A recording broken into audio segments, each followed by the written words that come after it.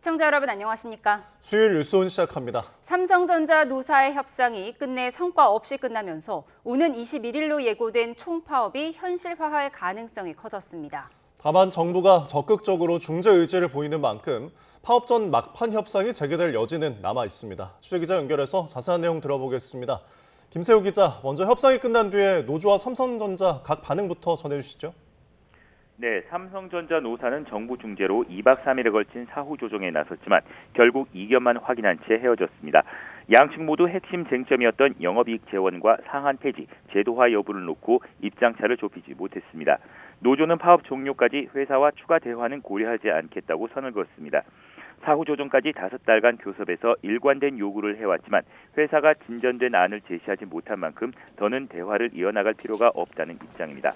사측 또한 오늘 오전 낸 입장문에서 유감을 나타내며 노조가 경직된 제도화만 고수하고 있다고 지적했습니다. 다만 최악의 사태를 막기 위해 마지막까지 진정성이 있는 대화 노력을 지속하겠다고 밝혔습니다. 네, 파업까지 8회 정도 남았는데 추가 협상 여지는 전혀 없을까요? 네, 성과급을 둘러싼 노사의 간극은 여전히 크지만 파업 전 협상이 다시 이루어질 가능성은 있습니다. 최승호 초기업노조 삼성전자 지부 위원장은 사후 조정 결렬 뒤 기자들과 만나 회사가 진전된 안을 가져온다면 들어볼 생각은 있다고 밝혔습니다. 사측 역시 대화의 문은 열어둔 상태입니다. 정부는 노사의 대화를 촉구하며 적극적인 중재 의지를 드러냈습니다. 총파업이 현실화하지 않도록 끝까지 물밑에서 지원하겠다는 방침입니다. 지난 조정 절차를 중재했던 중앙노동위원회는 노사가 합의해 추가 사후 조정을 요청한다면 언제든 지원하겠다는 입장입니다. 김민석 국무총리도 오늘 오전 삼성전자 파업 관련 긴급 관계 장관 회의를 열고 대응 방안을 점검했습니다. 어떤 경우에도 파업으로 이어지지 않게끔 노사 대화가 계속 이루어지도록 지원할 것을 당부했습니다. 구윤철 부총리 겸 재정경제부 장관도 SNS에 파업은 절대 있어선 안 된다며 협상 지원을 약속했습니다.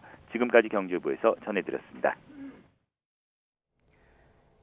중앙노동위원회에서 열린 삼성전자 노조의 사후 조정이 결렬되면서 정부가 긴급 조정권을 발동할지가 관심사로 떠올랐습니다. 네, 앞서 정부는 검토하지 않는다는 입장이었지만 사후 조정 결렬 뒤로 미묘한 변화가 감지됐습니다. 이문석 기자입니다. 중앙노동위원회가 중재한 삼성전자 노사 사후 조정이 결렬됐습니다. 노조가 예고한 파업이 일주일 앞으로 다가오면서 정부가 긴급조정권을 발동할지 관심이 쏠리고 있습니다. 긴급조정권은 쟁의 행위가 현저히 국민 일상생활이나 국민 경제를 해할 우려가 있다고 판단될 때 고용노동부 장관이 발동할 수 있습니다.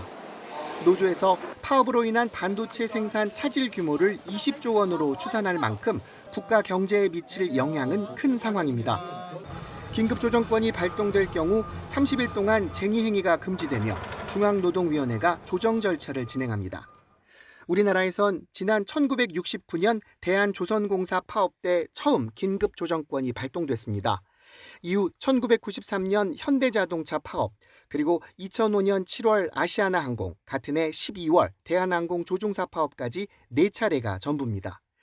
만약 삼성전자 파업과 관련해 긴급조정권이 발동된다면 21년 만의 일이 됩니다. 정부는 앞서 긴급조정권 발동을 고려하지 않는다는 입장이었습니다. 하지만 삼성전자 노조 사후 조정이 결렬된 뒤로 미묘한 변화가 감지됐습니다.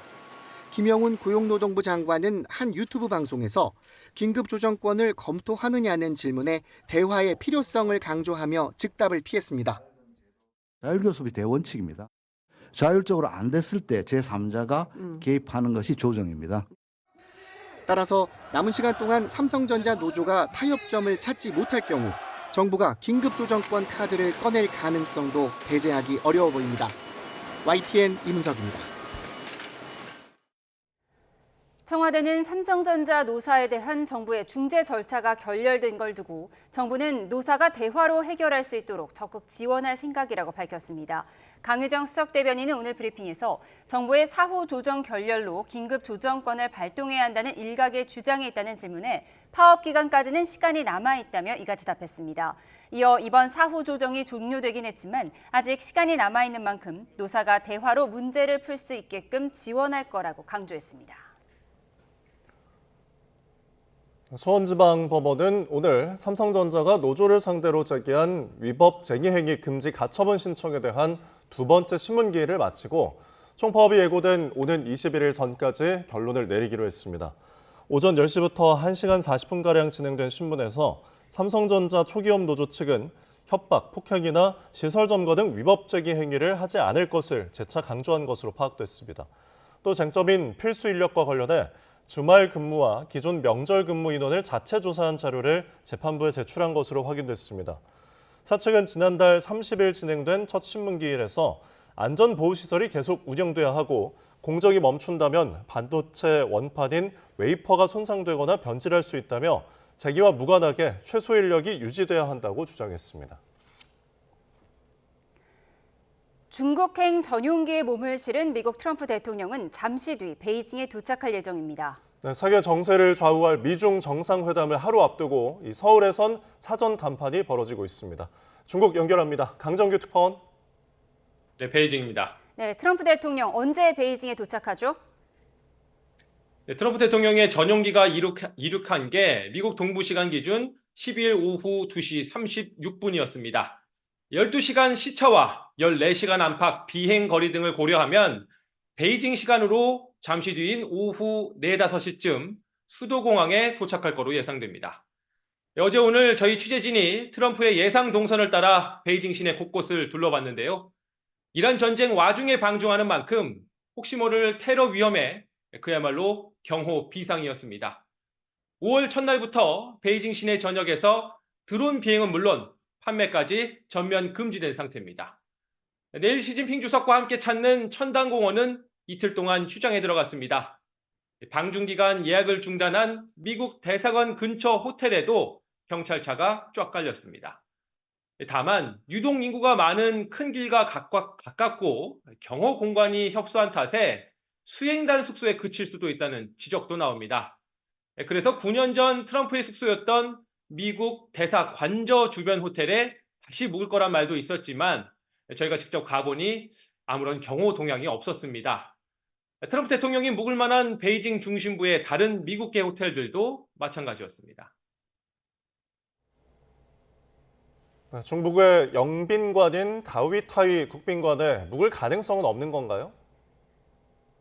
네, 전시 방중에 따라 경호와 안전이 최우선인 만큼 저희도 가능성을 열어두고 오전에 국빈관에 가봤습니다.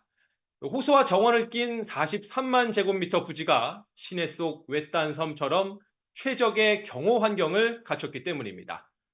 또 국빈관은 미중 수교의 물꼬를 튼 닉슨 대통령이 1972년 방중 때 묵었던 곳입니다. 제2의 닉슨이 돼서 미중 관계를 재편하겠다는 메시지를 던질 수 있는 장소입니다. 또 대통령의 별장으로 불리는 18호각에서 황제 의전을 받는 것도 이번 방중을 승리로 포장하려는 트럼프가 욕심낼 수 있는 대목입니다. 무엇보다 그동안 미국 대통령들이 방중 때 국빈관을 꺼렸던 이유는 주로 통신보안 우려였습니다. 하지만 이번엔 서울에서 사실상 합의문을 작성하고 베이징에서 도장만 찍는 형태라면 도청에 따른 협상 전략 노출 걱정은 그만큼 줄겠죠. 과연 트럼프 대통령이 관례를 깨고 국빈관을 선택할지 도착 후 동선 지켜봐야겠습니다. 네, 방금 언급했듯이 서울에서는 미중 무역 대표의 사전 담판이 벌어지고 있는데요. 주요 의제 정리해 주시죠. 네, 먼저 미국이 요구하는 무역 투자 위원회 설치가 주요 의제로 올라와 있습니다. 2020년 1차 무역 합의 이행이 흐지부지 됐던 만큼 상설기구를 만들어 끝까지 받아내겠다는 의도입니다. 또 에너지, 농업, 항공, 우주 분야 협정은 미국산 석유와 콩, 보잉 여객기 판매를 일컫는 얘기입니다. 이에 맞서 중국은 AI 반도체 기술 통제와 타이완 문제 등에서 미국의 양보를 요구하고 있습니다. 특히 이란 전쟁과 호르무즈 재개방 등은 세계 경제의 운명이 달린 일이자 우리와도 무관치 않죠. 이재명 대통령이 직접 나서 미중 협상 대표단을 잇따라 접견한 배경입니다. 지금까지 베이징에서 YTN 강정규입니다. 이재명 대통령이 미중 정상회담 의제를 협의하기 위해 한국을 찾은 스콧 베선트 미국 재무부 장관과 허리펑 중국 국무원 부총리를 오늘 각각 만났습니다. 특히 베산트 장관에겐 한미 관세 협상의 후속 조치인 대미 투자가 양국 모두의 이익이 되도록 노력해달라고 당부했는데요. 청와대 연결해서 자세한 내용 알아보겠습니다. 강진원 기자, 이 대통령이 미국과 중국의 최고위 당국자를 잇따라 만났죠? 네, 그렇습니다. 이재명 대통령이 오늘 청와대에서 스콧 베선트 미국 재무부 장관과 허리펑 중국 국무원 부총리의 예방을 각각 받았습니다. 베선트 장관과 허 부총리는 내일 베이징에서 열릴 미중 정상회담 의제를 사전에 협의하기 위해서 우리나라를 찾았는데요. 두 사람 간 회동에 앞서 이 대통령을 따로 만난 겁니다. 이 대통령은 우선 베선트 장관과 접견에선 한미 간 주요 현안에 대해서 의견을 나눴습니다. 특히 베선트 장관이 한미 관세 협상에 깊숙이 관여했던 인물인 만큼 관세 협상 후속 조치인 대미 투자 프로젝트에 대해서 언급했습니다. 한미 전략적 투자가 굳건한 신뢰를 바탕으로 양국 모두의 이익이 되는 계기가 될 수 있도록 노력해달라고 베선트 장관에게 당부했다고 강유정 청와대 수석 대변인은 전했습니다. 이 대통령은 핵심 광물 등 공급망과 외환시장 분야 협력의 필요성도 강조했는데요. 베선트 장관은 한미 협력에 관한 이 대통령의 의견에 공감한 것으로 전해졌습니다. 허리펑 부총리와는 한중관계 발전 방안에 대한 의견이 오갔습니다. 이 대통령은 지난해와 올해 양국 정상이 상호 국빈 방문을 통해 한중관계를 전면 복원한 건 국익 중심 실용 외교의 중요한 성과라고 평가했습니다. 그러면서 경제와 문화 등 여러 분야에서 실질적인 성과를 내기 위해 긴밀한 소통을 이어가야 한다고 강조했습니다. 허 부총리는 한중관계 발전에 양호한 흐름이 이어지는 걸 기쁘게 생각한다며 정상 간 합의 사항이 원활하게 이행될 수 있도록 소임을 다하겠다고 화답한 것으로 전해졌습니다. 지금까지 청와대 춘추관에서 YTN 강진원입니다. 트럼프 미 대통령의 중국 방문을 앞두고 중국 국무원이 미국과 타이완의 무기 거래에 반대한다는 입장을 거듭 밝혔습니다. 중국 CCTV 보도를 보면 공무원 타이완 사무항공실 대변인은 정례 브리핑에서 미국과 타이완 간 어떠한 형태의 군사 접촉도 강력히 반대한다며 미국은 하나의 중국 원칙을 준수하고 타이완 문제를 신중히 처리해야 한다고 촉구했습니다. 중국의 이런 입장 발표가 트럼프 대통령의 방문 직전에 나왔다는 점에서 미국의 개인 명분을 사전에 차단하려는 의도로 풀이됩니다.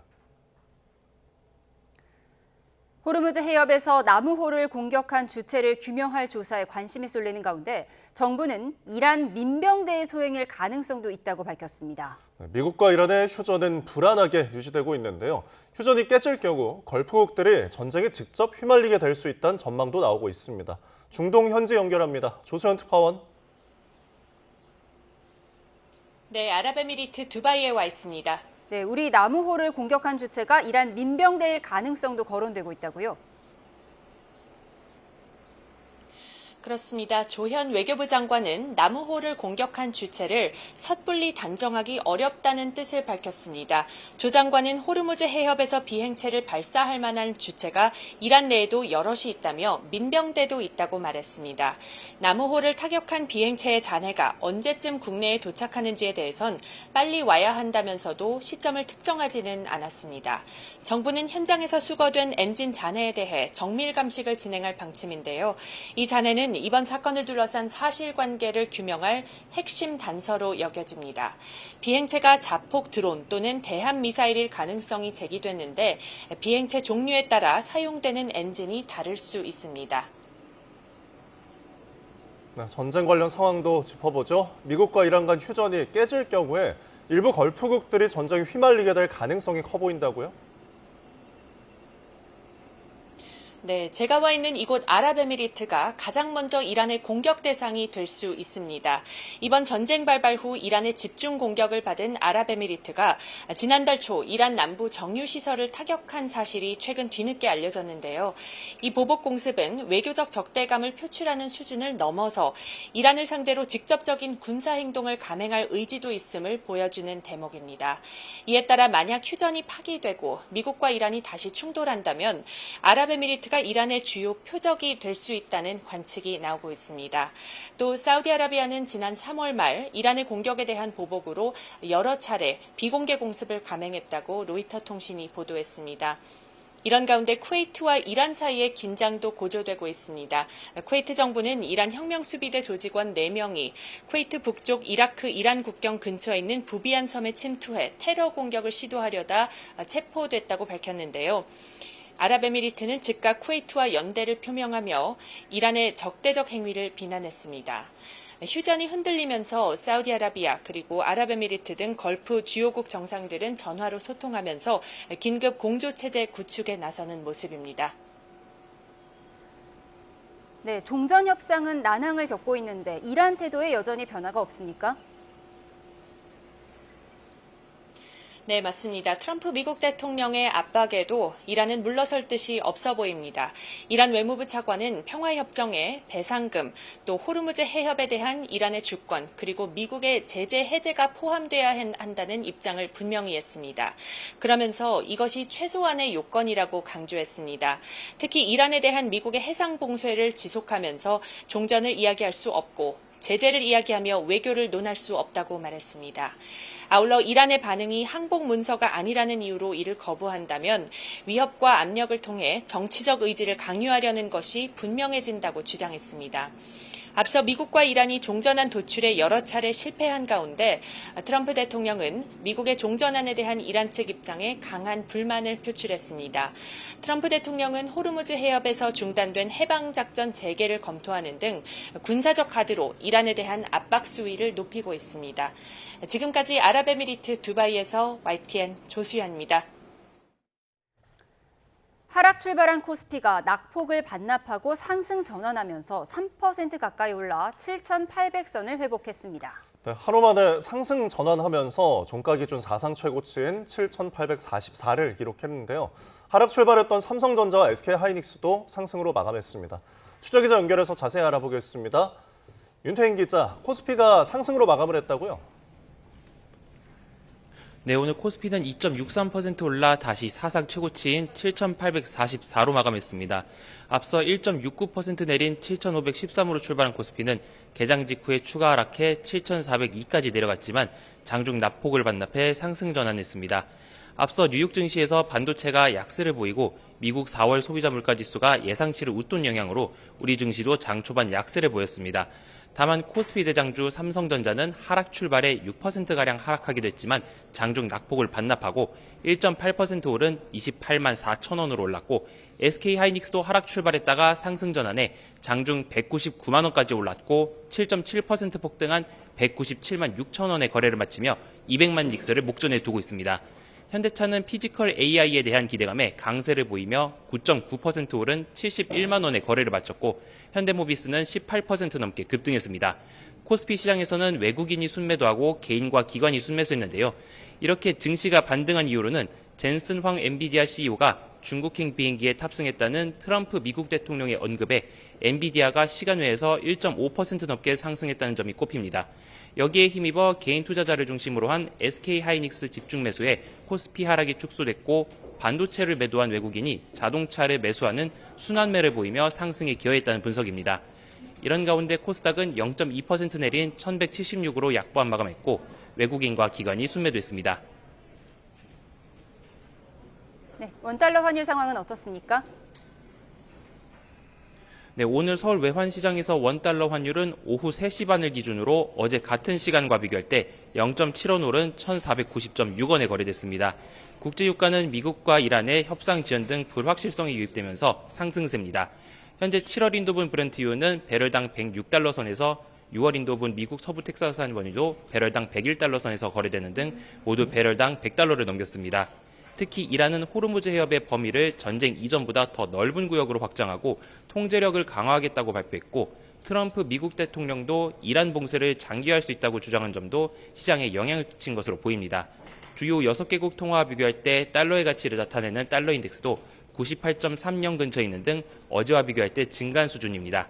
현재 강달러 압력과 외국인의 주식 순매도가 환율 상승 압력 요인으로 작용하겠지만 AI 투자 사이클은 지속되고 있어서 원화의 버팀목이 될 것이라는 분석이 나옵니다. 지금까지 외환거래 현장에서 YTN 윤태인입니다. 이재명 대통령이 울산에서 우리나라 조선산업의 미래 비전을 논의하는 간담회를 주재하고 있습니다. 현장 보시죠. 오늘 이 자리는 대중소형 조선사 대표, 또 협력사, 또 해당 노동자들 여러분들이 다 참석하신 것 같습니다. 제가 최근에 다른 나라 행정 책임자들, 수반들을 만나다 보니까 바다를 접하고 있는 나라들은 거의 대부분이 조선 산업에 대한 대한민국의 협력을 기대하고 있었습니다. 대한민국 조선 산업은 여기 계신 여러분들의 노력으로 대한민국을 대표하는 주요 산업이 됐습니다. 아까 정기선 우리 회장께서 말씀하시던데 1972년인가요? 그때 처음으로 울산 동구, 그때 동구도 아니었겠죠. 울산에 조선소를 만들 때는 완전 허허벌판이었는데 이제는 정말 세계적인 조선 산업의 중심지가 됐습니다. 사실 대한민국 산업이 여러 영역이 있긴 한데 그 중에서도 이 조선 산업이 가지는 좀 특장점이랄까 특징들이 좀 있죠. 엄청나게 경기에 많이 노출된다는 겁니다. 이게 호황과 불황이 큰 그래프처럼 왔다 갔다 하다 보니까 이 고용 문제가. 네, 이재명 대통령의 조선산업 간담회 모두 발언 들어보셨고요. 자세한 내용은 저희가 들어오는 대로 더 전해드리도록 하겠습니다. 네, 다음 소식입니다. 6.3 지방선거가 21일 앞으로 다가왔습니다. 이 격전지마다 여야 간 치열한 경쟁이 펼쳐지는 가운데 더불어민주당 정원호 후보의 과거 폭행 이력이 다시금 도마 위에 올랐습니다. 국회로 가보겠습니다. 김철희 기자. 네, 국회입니다. 네, 정원호 후보가 31년 전 폭행 사건에 대해 5.18 민주화운동에 대한 인식 차이로 다퉜다 이렇게 해명을 했는데 거짓이었다는 의혹이 불거졌죠. 네, 오세훈 후보 캠프 상임선대위원장 국민의힘 김재섭 의원이 의혹을 꺼내 들었습니다. 자신이 확보한 양천구의회 속기록에 따르면 정 후보 폭행이 5.18 민주화운동과 전혀 무관하다는 주장인데요. 직접 들어보겠습니다. 여 종업원과의 외박을 강요하고 이를 거절하는 주인을 협박하였으며 정 후보를 제지하는 시민을 폭행하고 출동한 경찰관마저 폭행한 끔찍한 사건이었습니다. 정원호 후보 측은 해당 속기록에 대해 민주자유당 입장만 담긴 일방적 주장이라며 즉각 반박했습니다. 판결문도 정치 이야기 등을 나누다가 언성이 높아지며 다툼이 생겼다고 판시하고 있고 당시 언론도 5.18 관련자 처벌 문제를 놓고 말다툼이 있었다고 보도했다는 점을 강조했습니다. 다만 공약 발표를 위해 국회를 찾은 정 후보, 관련 질문엔 직접 해명 대신 침묵을 택했습니다. 들어보겠습니다. 사과로 내셨어도 한마디 말씀 해주시겠어요? 김재섭 의원 관련해서.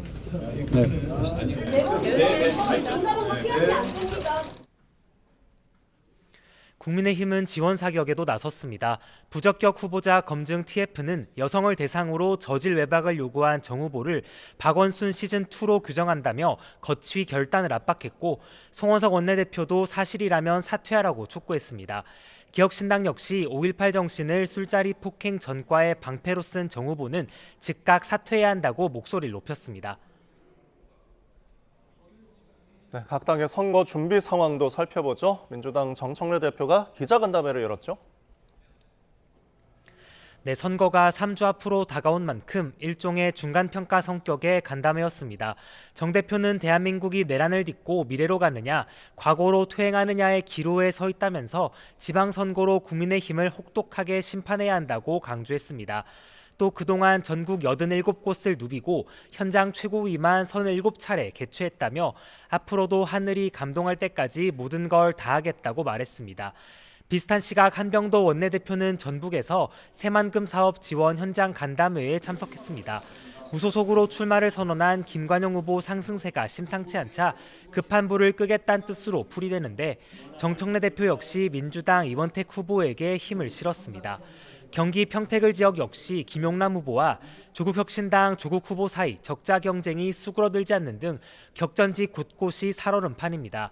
한편 민주당은 후반기 국회를 이끌 새 국회의장 후보자도 선출하고 있습니다. 이 대통령 정무특보를 지낸 6선 주정식 의원과 5선 박지원, 김태년 의원이 맞붙었는데 친명 친청 사이 개파 대리전이란 평가도 나옵니다. 네, 국민의힘에도 국회 부의장 한 자리가 돌아가는데 후보가 정해졌습니까? 네, 국민의힘은 오전 의원총회를 열고 사선 중진 박덕흠 의원을 후반기 국회부의장 후보로 선출했습니다. 101표 가운데 59표, 과반을 얻어 경쟁자였던 조배수, 주경태 의원을 여유 있게 따돌렸습니다. 최근 공관위원장을 맡아 정진석 전 대통령 비서실장 공천 문제를 매끄럽게 처리하며 점수를 딴 것으로 보입니다. 국민의힘 지도부도 선거 준비에 한창인데요. 국민 무시 심판, 공소 취소 저지 국민선대위도 공식 출범했습니다. 최근 불거진 이재명 대통령 공소 취소 논란을 매개로 분위기 반전을 꾀하겠다는 취지인데 장동혁 대표가 상임선대위원장을 맡으며 사실상의 원톱 체제로 구성했습니다. 장 대표가 선거 전면에 나서는 것이 유리할지 당내 갑론을 박은 여전하지만 당대표는 보폭을 중원까지 넓혔습니다. 오후에는 김영환 충북지사 후보의 선대위 발대식에 참석해 현장 지원을 이어갔고요. 송원석 원내대표 역시 같은 시각 이용 경기 하남갑 후보 개소식으로 출격, 투톱이 나란히 현장을 찾았습니다. 지금까지 국회에서 전해드렸습니다.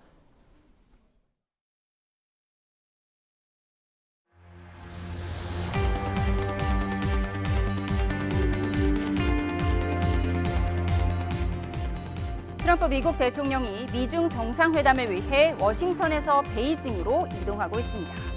두 스트롱맨이 이란 전쟁의 단판을 지을 수 있을지 전 세계 이목이 쏠리는 가운데 출발하기 전 트럼프 대통령은 전쟁과 관련해서 대화는 나누겠지만 시진핑 주석의 도움은 필요치 않다고 자신했습니다. 정상회담에 앞서 굳이 아쉬운 소리는 하지 않겠다는 전략으로 해석되는데요. 미국을 방문 중인 안규백 국방장관은 호르무즈 해협 정상화를 위한 단계적 기여 방안을 검토하겠다고 미국에 전달했습니다. 관련 영상 보고 대담 시작합니다. 트럼프 대통령은 오늘 밤 베이징에 도착해 내일 오전 시 주석과 정상회담에 나섭니다. We're going to be talking with President Xi about a lot of different things. I would say more than anything else will be trade.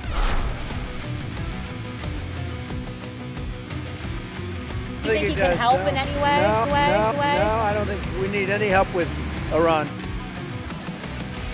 자금성에 이어 전단까지 통째로 비우는 타격을 통해 중국이 수천 년 역사를 가진 문명 대국임을 시각적으로 보여주겠다는 전략입니다.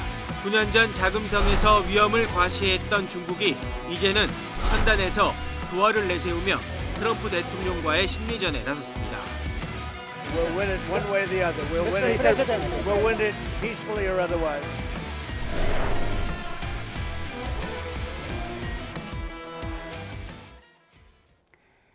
네, 오늘은 김영주, 김영우 두 전직 의원을 모셨습니다. 어서 오십시오. 네, 안녕하세요. 네, 잠시 속보 먼저 전해드리도록 하겠습니다. 지금 국회의장이 선출이 됐습니다. 민주당이 하반기 국회의장 후보로 6선의 조정식 의원을 선출했다는 속보가 들어왔습니다. 조정식 의원이 김태년, 박지원 의원을 꺾고 1차 투표에서 과반을 얻었고요. 하반기 국회의장 후보로 선출이 됐습니다. 의원 80%, 권리당원 20%가 반영이 됐고요. 20일 본회의에서 표결할 예정입니다. 자세한 소식은 들어오는 대로 추가로 전해드리도록 하겠습니다. 네, 앞서 영상을 보여드렸는데요. 트럼프 대통령이 오늘 밤에 베이징에 도착하고요. 시진핑 주석과 내일 오전 정상회담을 하게 됩니다. 그에 앞서서 미중 실무진들이 우리나라에서 협상을 했고요. 조금 전 속보를 보면 인천국제공항에서 열린 스콧 베선트 미국 재무장관과 허리펑 중국 국무원 부총리 간의 고위급 협상도 종료됐다고 합니다. 트럼프 대통령이 시진핑 주석의 도움은 필요하지 않다. 노, 노, 노 3번을 외쳤어요. 정말로 도움이 필요 없다는 걸까요? 뭐 협상의 대가이기 때문에 기싸움을 한다, 삿바싸움을 한다고 해야 될 것 같고요. 또 방금 우리가 이제 기사로도 있습니다만 왜 한 미중 정상이 만나는데 인천공항에서 한국에서 그런 그러니까요. 회의를 하냐 하는 것도 기싸움의 하나인 것 같습니다. 공급망 부분에 대하여 굳이 중국의 도움이 필요 없다. 이런 제스처를 취하는 것 같고요. 이제 한국에 대한 혹은 대만에 대한 이야기를 하면서 협상의 삿발을 좀 주도권을 갖겠다라고 하는 거고, 지금 미국을 떠나면서 시진핑의 도움이 필요 없다라고 하는 것은 이번 회담은 대체로 안보 분야보다는 통상 분야에 집중하겠다. 이제 그걸 통해서 역으로 말하자면 이란 문제라든지 그런 이야기를 협조를 끌어내겠다. 막 이런 전략으로 비춰집니다. 네, 트럼프, 시진핑 두 사람이 천단 공원을 함께 방문한다고 하잖아요. 황제가 하늘에 제사를 올리던 곳이라고 하는데 지금 시진핑 주석도 신경전을 준비하고 있을 것 같거든요. 어떤 생각일까요? 미국과 중국은 기본적으로는 이제 패권 경쟁을 하는 나라죠. 큰 틀에서 봤을 때는. 하지만 또 여러 가지 이슈에 있어서는 불편하지만은 공조 체제를 유지할 수밖에 없습니다. 지금 사실 당장 트럼프는 시진핑 주석, 중국의 도움이 필요 없다고 말은 합니다만은 이란 전쟁은 굉장히 심각하거든요. 예. 트럼프 대통령으로서는 중간 선거도 다가오고 또 미국 내 여러 가지 유가를 비롯한 소비자 물가 지수가 심상치 않거든요. 그러면은 이런 상황에서 이란 전쟁을 그래도 종결짓는 데 있어서 시진핑 주석의 도움이 좀 필요하죠. 중국이 이란에 대해서 그래도 후원 국가거든요. 그리고 또 중국으로서도 호르무즈 해협을 통해서 막대한 양의 석유를 수입하는 나라잖아요. 예. 그런 입장이기 때문에 상호 이해가 좀 맞아떨어진다. 그리고 이제 중국으로서도 미국과의 또 무역 전쟁, 관세 전쟁이 있어서 미국의 도움을 좀 받아야 되는 거죠. 여러 가지 또 기술 문제라든지 기술 제재 문제라든지 그래서 이제 트럼프 대통령의 도움이 필요합니다. 그래서 불편하지만은 공존할 수밖에 없다라는 차원에서의 상호 협조가 이루어질 것으로 보여집니다. 물론 워낙 트럼프 대통령이 이제 특이한 성격이다 보니까 지금은 이제 허세를 부립니다만은 네. 아마 실무적으로는 상당히 실무 차원에서의 의견이 조율된 것으로 저는 알고 있습니다. 예, 대규모 사절단을 이끌고 트럼프 대통령이 지금 베이징으로 향하고 있는데 같이 가는 마크 루비오 국무장관이 원래 중국의 입국 금지 대상이었다고 하더라고요. 그래서 이름을 바꿔서 이번에 간다고 하던데요. 네, 실제적으로 보면 노를 로로 바꿨다 이렇게 한자를 바꿨다고 하죠. 중국식입니다. 이것이 아니면 다른 식으로 하면 가능하다라는 전통적인 중국 방식의 접근 방법이었습니다. 그러니까 한때 우리나라에서도 사실은 우리나라 국회의원들이 중국을 가기가 어려웠던 적이 있었습니다. 왜냐하면 백두산의 태극기를 흔들었던 적이 있었거든요. 그래서 지금 오늘 국회의장에 출마했던 김태년 의원도 중국 입국 금지가 되었던 적이 있습니다. 그럴 때 중국이 살짝 흘려준 답변이 원래 국회의원들은 갈 때 외교의 여건을 사용하거든요. 외교의 여건으로 넣지 말고 관광 여건으로 넣어라.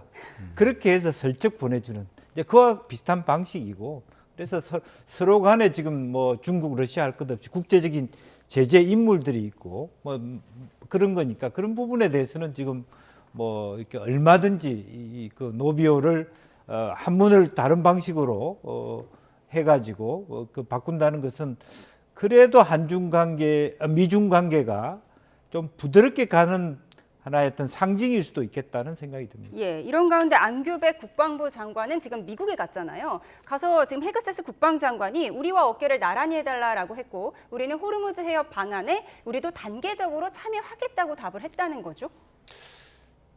그런데 지금 사실 한미 간의 외교 안보 차원에서는 조금 안타깝지만은 균열이 좀 감지가 됩니다. 왜냐하면 지난 2월에도 우리 서해 상공에서 주한미군이 훈련을 했는데 중국의 반발이 있었잖아요. 이것에 대해서 안규백 국방부 장관이 주한미군 사령관한테 불만을 제기했었단 말이에요. 그리고 또 정동영 통일부 장관도 북한의 우라늄 농축 시설이 있는 것으로 여태까지는 알려져 왔던 구성시에 대해서 그것을 못을 박아서 이야기하는 바람에 지금 미국으로부터 여러 가지 안보적인 측면에서 정보 공유에 있어서 제한을 지금 받고 있습니다. 그러니까 이제 국방부 장관도 그렇고 통일부 장관도 그렇고 이러다 보니까 지금 한미 관계가 조금 삐그덕거려요. 이재명 정권 초기에는 굉장히 좀 외교 안보 문제를 잘 풀어가다가 시간이 갈수록 지금 문제점들이 이제 드러나고 있습니다. 이번에 안규백 국방부 장관도 미 국방부 장관을 만나가지고 사실은 회담을 하긴 했습니다만은 북한 핵 문제에 대해서는 거의 나온 게 없습니다. 나온 게 없어요. 그래서 왜 이 시점에서 이제 미국을 방문했는지 모르겠고 이렇게 되면은 우리가 원자력 잠수함이라든지 이런 거에 원자력 협정이라든지 이런 거 굉장히 차질이 있거든요. 그래서 이런 문제에 대해서는 한미 간에 문제가 있다고 하더라도 이게 공개적으로 드러나서는 안 되는 거죠. 이런 거에 대해서는 더 조심을 해야 되지 않겠나 이런 생각을 좀 해봅니다. 잠시 속보가 들어왔습니다. 위성락 안보실장이 브리핑에서 밝힌 내용인데요. 우리 남우 피격 사건과 관련해서 드론으로 인한 것인지는 단정할 근거가 없다라고 조금 전에 밝혔습니다. 위성락 실장은 미사일 등 여러 가능성이 열려 있다면서 지금으로서는 드론으로 인한 공격이라고 단정할 근거가 없다고 밝혔습니다. 자세한 소식은 들어오는 대로 추가로 전해드리도록 하겠습니다. 네, 저희는 3주 앞으로 다가온 6.3 지방선거 이야기 해보겠습니다. 네, 민주당 정원호 서울시장 후보에 대한 이야기인데요. 먼저 김재섭 의원의 브리핑부터 듣고 오시죠. 양천구 의회 속기록에 따르면 정 후보의 폭행은 5.18 민주화 운동과는 전혀 무관했습니다. 술자리에서 카페 주인에게 여종업원과의 외박을 강요하고 이를 거절하는 주인을 협박하였으며 정 후보를 제지하는 시민을 폭행하고 출동한 경찰관마저 폭행한 끔찍한 사건이었습니다. 네, 정원호 후보 측은 즉각 반발했습니다. 판결문을 보더라도 정치 이야기 등을 나누다가 다툼이 생겼다고 판시하고 있고 당시 언론도 5.18 관련자 처벌 문제를 놓고 말다툼이 있었다고 보도했다는 겁니다. 이후 공약 발표를 위해 국회를 찾은 정원호 후보 관련 질문에 즉답은 피했습니다.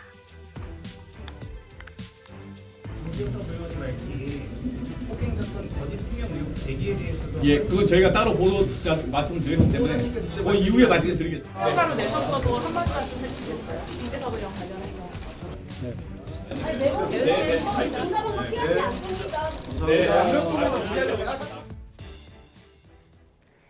네, 오늘 김재섭 의원이 기자회견을 열었는데 30여 년 전 정원호 후보의 폭행 사건이 5.18 민주화 운동과는 상관없다. 그 속기록을 보면 유흥주점이라는 표현이 등장한다는 거거든요.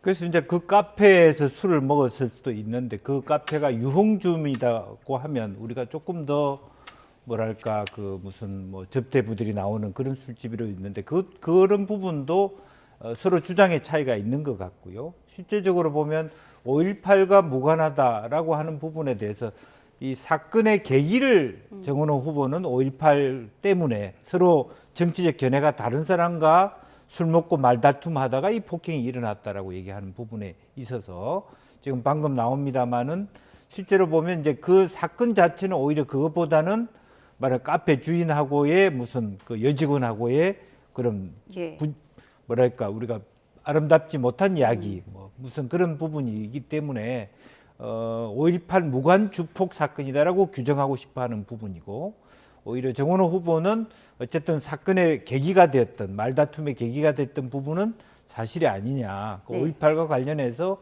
서로 정파나 정치적 견해가 다른 사람과의 싸움으로 발발된 사건이다. 이렇게 규정하는데 중요한 것은 결과적으로는 정원호 후보가 좀 더 가급적이면 진실에 가까운 얘기를 해야 되겠죠. 예, 정원호 후보는 앞서도 폭행이 있었던 건 맞고 내가 반성하고 있다. 근데 하지만 너무 오래전 얘기고 그건 5.18에 대한 생각의 차이 때문에 벌어진 다툼이라고 해명해 왔는데 오늘 지금 김재섭 의원 측에서는 그게 아니라는 거잖아요. 천하람 의원도 개혁신당 의원도 5.18을 모독하지 말고 사퇴하라 이런 주장을 했는데요. 야당 입장은 어떻습니까? 물론 이게 오래전에 있었던 일입니다만은 저는 이게 오히려 변명으로 들리네요. 정원호 후보가. 근데 5.18과 관련했다고 하더라도 생각이 다른 사람하고의 폭행이 정당화될 수 있나요? 저는 그것도 말은 안 된다고 봅니다. 생각이 다르면 그걸 이야기를 해야지 폭행을 하고 경찰을 폭행을 하고 일반 시민을 폭행을 한다는 거는 그거는 시간이 오래됐음에도 불구하고 여전히 수긍하기 어렵고요. 그리고 너무 정원호 후보의 이력에 대해서 과거에 대해서 알려진 게 너무 없어요. 그냥 성동구청장 3번 한 거 외에는 일반 유권자들에게 알려진 게 없단 말이죠. 그것 때문에 오세훈 시장 후보 입장에서는 토론을 좀 하자. 그런데 이거를 또 정원호 후보는 계속 지금 피하고 있습니다. 우리는 뭐 말싸움하기 싫고 정책이 중요하지 않느냐 그러는데 정책이라고 하는 것은 결국은 말을 통해서 유권자들이 판단할 수 있게 해야지 선거 공보물만 가지고 달랑 내 정책을 알아달라, 공약을 알아달라. 공약이 가지고 있는 빈틈에 대해서는 상호 토론을 위해서 그 공약에 대해서 얼만큼 이 사람이 체화가 돼 있나, 잘 인지하고 있느냐를 평가하는 할 수가 있잖아요. 그래서 정원 후보는 너무 신비에 쌓여 있어요. 많이 알려질 필요가 있고 본인은 도전자의 입장이잖아요. 오세훈 시장에게. 그럼 도전자가 더 자기 의견을 좀 피력하고 오세훈 시장에 대해서 잘못이 있으면 그것을 본인이 나서서 공격을 해야 될 텐데 그런 디테일에 대해서 자신이 없다 보니까 자꾸 도망가는 듯한 느낌을 보여줘요. 그래서 그 점은 좀 아쉽다 생각합니다. 예, 정원 후보 무당층 표심에 영향을 줄까요? 아무래도 이제 계속적으로 이제 낙인 효과라 하죠. 이제 나름대로 폭행 전과가 있다라고 하는 것들은 사실은 중도층에게는 좋은 이야기는 아니죠. 예, 이제 너무 오래된 얘기다 네. 이런 부분이 있으니까요. 네, 그래서 이제 그런 부분들을 계속적으로 아마 이제 야당 측에서는 물고 늘어질 수밖에 없지 않느냐라고 생각이 듭니다. 예. 그런가 하면 김용범 청와대 정책실장이 화두를 던진 이른바 국민 배당금제 도입, 오늘도 여진이 이어지고 있습니다. 야당이 공산당 본색을 드러냈다며 공세를 이어가자 청와대는 개인 의견이라고 선을 그었는데요. 이재명 대통령까지 나섰습니다. 화면 함께 보시죠. 네, AI 인프라 시대의 과실은 특정 기업만의 결과가 아니다. 과실의 일부는 전 국민에게 환원되어야 하고 이에 국민 배당금이라는 이름을 붙이고자 한다. 김용범 실장의 SNS 글입니다. 삼성전자나 SK하이닉스 등의 초과 이익을 염두에 둔 거라는 해석이 잇따랐고 미국 블룸버그 통신은 한국 고위 당국자의 발언으로 코스피가 출렁였다고 보도하는 등 파장이 커졌는데요. 청와대가 김용범 실장 개인 의견이라며 진화에 나섰지만 야당은 맹공을 퍼부었습니다. 공산주의 배급 경제의 신호탄입니다. 삼성전자와 하이닉스의 돈을 뺏는 일로 시작해서 결국 열심히 일하는 모든 국민의 재산을 약탈할 것입니다. 끝내 하게 될 것입니다. 당하고 어떤 대화는 없었던 것 같습니다. 국민들 의견을 충분히 반영해서 할 문제이다. 소뚜껑을요, 먼저 열면 밥이 되기 전에 설어버립니다. 그래서 충분하게 숙성이 되고 할 때 오늘 이재명 대통령이 직접 입장을 냈습니다. 김 실장이 한 말은 기업의 초과 이윤으로 발생하는 국가의 초과 세수를 국민 배당하는 방안을 말한 건데 일부 언론이 초과 이윤 자체를 배당하는 방안을 언급했다고 음해성 가짜뉴스를 유포했다고 SNS에 적었습니다. 네, 김용범 청와대 정책실장이 띄운 국민 배당금, 대체 어떤 건가요?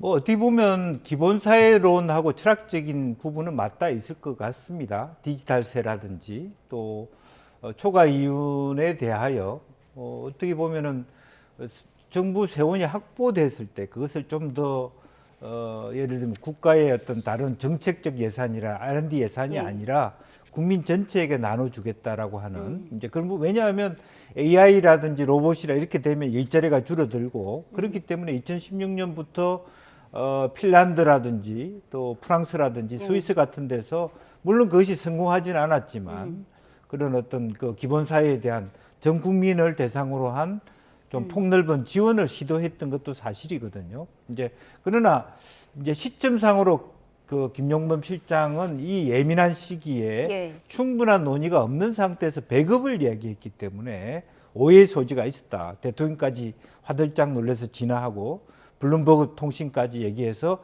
정말로 주가에 영향을 미쳤다라고 하는 것은 굉장히 조심해야 될. 왜냐하면 이것은 아무리 해도 개인의 의견이 있을 수가 있습니까? 청와대에서 일하는 정책실장의 말이 개인 의견이다. 이건 말이 안 되는 거죠, 솔직히. 그래서 그런 의미에서는 조금 조심할 필요가 있고 그걸 갖다가 공산주의다라고 주장하는 것도 저는 맞지 않다고 생각합니다. 오히려 저는 역으로 우리 사회 앞으로 4차 산업혁명 이후에 이러한 제도에 대한 기본사회에 대한 어떤 초과 이윤에 대한 부분은 깊이 논의해야 될 것이고 오히려 자본주의 체제를 유지 발전시키기 위한 대책일 수밖에 없다. 저는 그렇게 생각합니다. 예, 그러니까 야당의 주장은 기업이 열심히 일해서 번 돈을 강제로 뺏어서 나눠주겠다는 것이냐 이렇게 비판을 한 거고요. 오늘 이재명 대통령이 올린 글을 보면 그게 아니라 기업이 돈을 잘 벌면 세금을 많이 내게 되니까 그 초과 세수를 나눠주겠다는 개념이었다 이렇게 얘기를 하신 거예요? 본질은 똑같은 겁니다. 이재명 대통령이 그렇게 얘기한 것도 기업이 일단 초과 이익을 발생한다. 라는 전제하에서 초과 세수가 되는 거예요. 그러니까 원쿠션을 하는 거죠. 기업이 초과 이윤을 만들면 그 이윤을 직접 국민에게 배당하는 게 아니라 초과 이윤에 대한 초과 세수를 통해 가지고 전 국민에게 배당한다는 거거든요. 본질은 똑같은 거예요. 그리고 이거를 보면은 처음에는 김용범 수석이 SNS에 글을 올렸을 때는 청와대가 부인을 하지 않았습니까? 개인 의견이다. 그런데 그 다음날 대통령이 두둔을 했잖아요. 결국은 대통령의 생각이라는 겁니다. 김용범 청와대 정책실장입니다. 우리 동네 이장님, 통장님이 아니에요.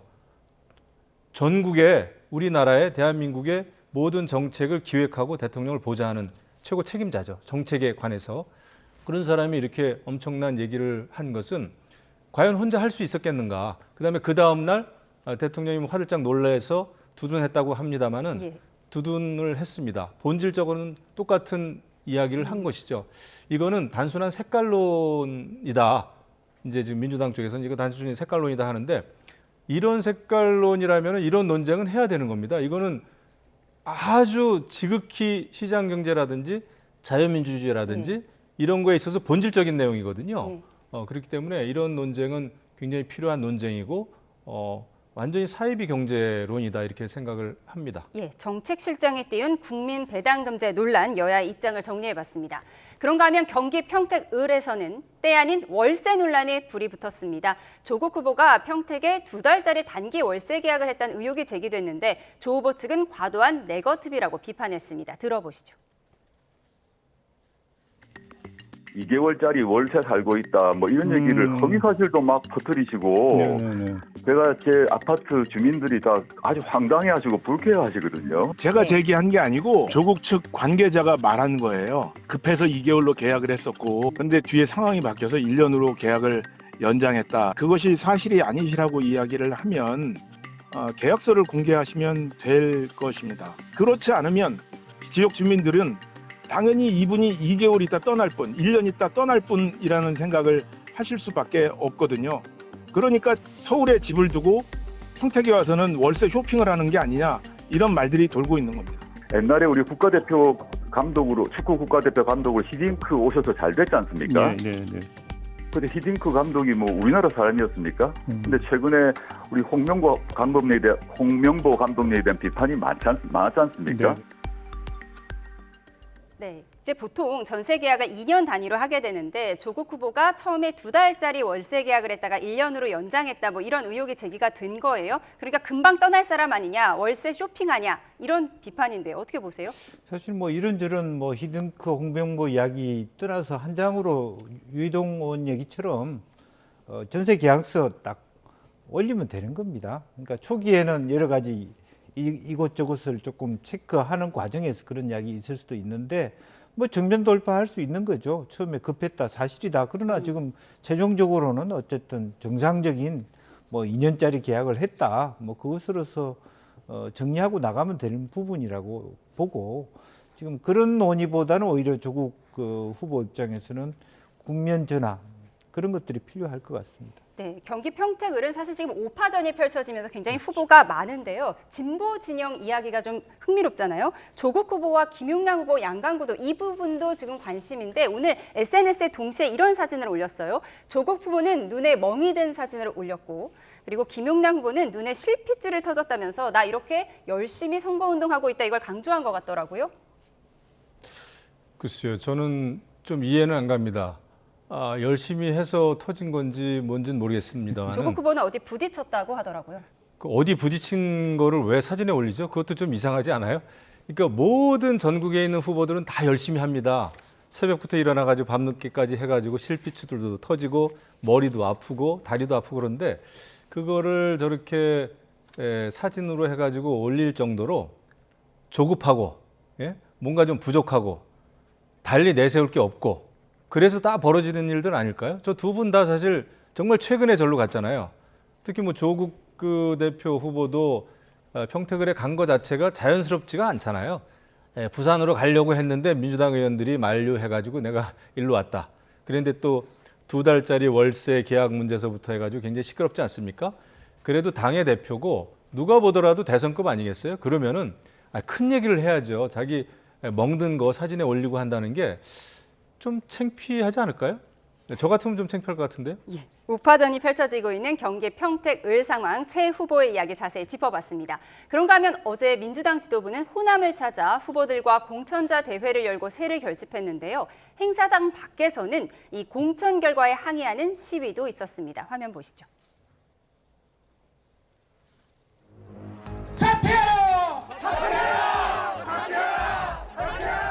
민주당에서 제명된 뒤 전북지사 선거에 무소속으로 출마하겠다고 선언한 김관영 후보의 제명 과정이나 친정청래계 이원택 민주당 후보의 공천 과정이 편파적이었다는 주장입니다. 하지만 정청래 대표, 민주당을 히말라야 산맥에 비유하며 당 후보에 힘을 실었습니다. 에베레스트 산이 제일 높은 이유는 히말라야 산맥 위에 얹혀 있기 때문에 그렇습니다. 이렇게 파란 점퍼를 입고 자신의 이름을 당당하게 앞에 내세울 수 있는 이유는 우리가 히말라야 산맥 같은 더불어민주당의 자랑스러운 당원이기 때문에 그렇다. 이원택 자랑스러운 더불어민주당 후보입니다. 네, 에베레스트가 높은 건 히말라야 덕이고 히말라야가 민주당이라고 강조한 건 공천 과정에 불만을 가진 사람들을 겨냥한 말이겠죠. 그렇습니다. 아무래도 모든 것이 당의 덕택이니까 후보 개인이 잘났다고 그렇게 하지 마라 이런 당부이기도 하고 뭐 어쨌든 이원택 후보를 띄우기 위한 모집이었다 그렇게 봐야 되겠는데요. 지역에서는 결과적으로는 김관영 후보에 대한 그동안의 평가가 나쁘지 않은 것 같습니다. 그리고 또 하나는 두 후보 모두 약간의 흠결이 있는데 너무 편파적이었다. 그러니까 김관영 지사를 출당시키는 과정이 명백한 증거가 있었다 하더라도 너무 거칠지 않았느냐라고 하는 부분들이 있는 것 같고요. 그렇기 때문에 밖에서 정청래 대표에 대한 어떤 반발하는 그런 집회가 있었던 것 같고 한편으로 이원택 후보 입장에서 상대적으로 그 김관영 후보에 비해서 인물적인 측면에서 약간 좀 아직까지 저평가된 부분이 없잖아 있다라는 거고 조금 우리 민주당이 조심해야 될 것이 특히 호남 이번에 공천이 굉장히 어지러웠습니다.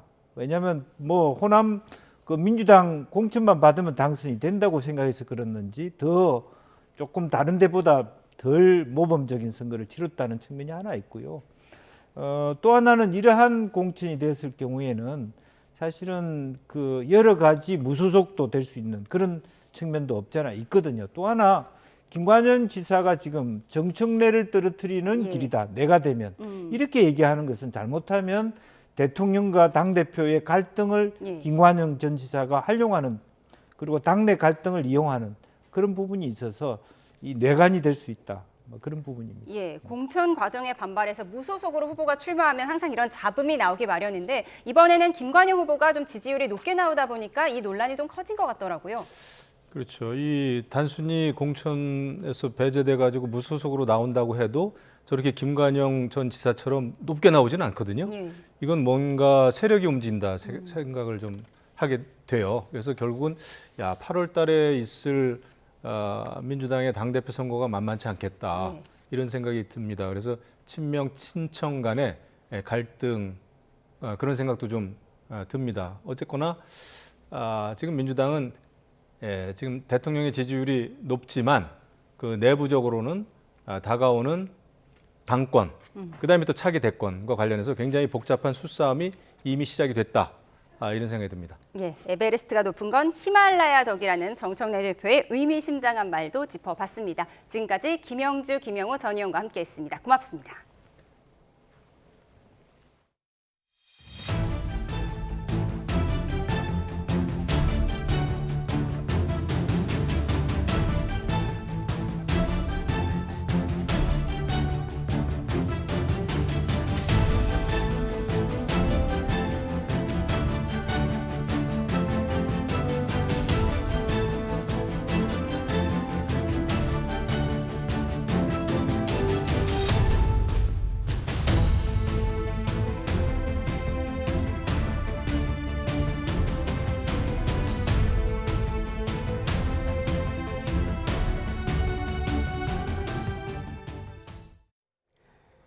트럼프 대통령은 시진핑 중국 국가주석과의 정상회담을 위해 중국 베이징으로 향하고 있습니다. 네, 트럼프 대통령은 무역 문제가 회담 주요 의제가 될 거라며 이란 전쟁에서 중국의 도움은 필요하지 않다고 선을 그었습니다. 워싱턴에서 신윤정 특파원입니다. 도널드 트럼프 미 대통령은 베이징으로 출발하기 직전 기자들과 만나 이란 전쟁과 관련해 시 주석과 긴 대화를 나눌 거라고 말했습니다. 그러면서도 곧이어 이란이 논의 대상 가운데 하나라고 하지는 않겠다고 말했습니다. 미국이 이란을 잘 관리하고 있어서 중국의 도움이 필요하지 않다는 겁니다.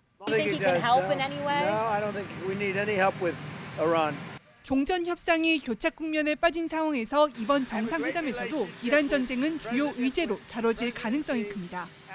트럼프의 이런 발언은 시 주석이 이란을 향한 설득에 나설 필요성을 축소하며 회담 협상력이 약화하는 걸 막으려는 의도로 해석됩니다. 트럼프 대통령은 그러면서 무역 문제가 주요 논의 대상이 될 것이라며 세계 경제와 국제 유가에 긍정적인 영향이 있을 거라고 밝혔습니다. We're going to be talking with President Xi about a lot of different things. I would say more than anything else will be trade. 트럼프 대통령은 오늘 밤 베이징에 도착해 내일 오전 시 주석과 정상회담에 나섭니다. 양 정상의 대전은 작년 10월 말 부산에서의 만남 뒤 약 6개월 만이며 트럼프의 방중은 일기 시절인 2017년 11월 이후 약 9년 만입니다. 마코 루비오 국무장관과 피트 헤그세스 국방장관, 제이미슨 그리어 무역대표부 대표 등이 동행했고 멜라니아 여사는 동행하지 않았습니다. 이란 전쟁을 둘러싼 양측의 힘겨루기는 무역과 공급망, 타이완 문제 등 다른 의제들 논의 결과에도 영향을 줄 전망입니다. 워싱턴에서 YTN 신윤정입니다. 9년 전 트럼프 대통령이 처음 방중했을 때 중국은 자금성을 통째로 비우는 이른바 황제급 환대를 선보였습니다. 네, 이번에는 장소를 바꿔서 황제가 하늘의 풍년을 빌던 천단공원에서 트럼프를 맞이합니다. 자금성에 이어 천단을 선택한 속내는 무엇인지 고한석 기자가 짚어봤습니다.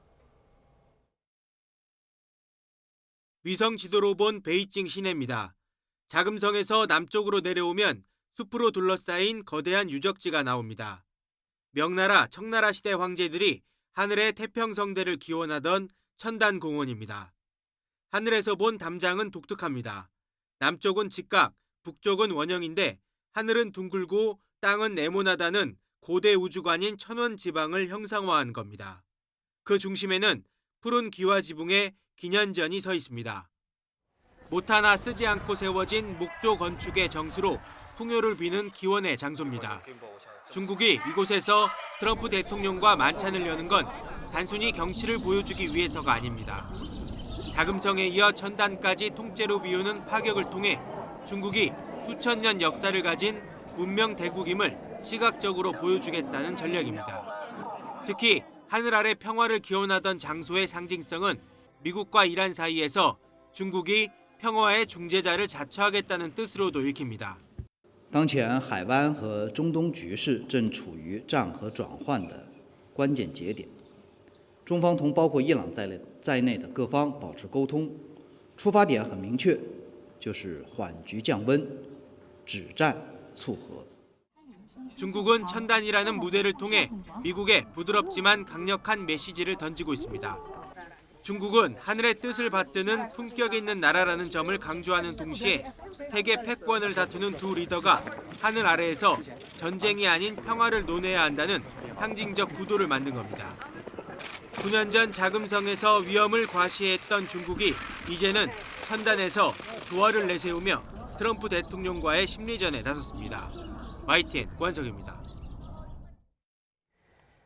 트럼프 대통령과 시진핑 주석의 베이징 정상회담을 앞두고 중동 국가들이 긴박하게 움직이고 있습니다. 셰이크 모함마드 UAE 대통령은 트럼프 대통령은 물론 사우디아라비아의 빈살만 왕세자와 잇따라 통화하며 중동 질서 재편 가능성에 대비한 공조 방안을 논의했습니다. 반면 이란은 강경한 태도를 굽히지 않고 있습니다. 이란 외무부는 미국의 제재 해제와 전쟁 배상금 지급을 최우선 조건으로 내걸었습니다. 특히 이란 혁명수비대는 호르무즈 해협의 작전 구역을 기존보다 10배 이상 확대해 사실상 전 해역을 철저히 감시하겠다며 무력 시위에 나섰습니다. 미국을 방문하고 있는 안규백 국방장관은 호르무즈 해협 정상화를 위한 단계적 기여 방안을 검토하겠다는 뜻을 미국에 전했다고 밝혔습니다. 네, 전시작전 통제권의 조속한 전환은 미국도 공감을 했지만 약간의 인식차가 있다고 전했습니다. 워싱턴에서 홍상희 특파원입니다. 안규백 국방장관은 우리 정부가 호르무즈 해협 통항 정상화에 단계적으로 기여하는 방안을 검토하겠다는 원칙적인 입장을 미국에 전달했다고 밝혔습니다. 지지 표명과 인력 파견, 정보 공유와 군사적 자산 지원 등 단계적 방안을 언급한 수준이라는 겁니다.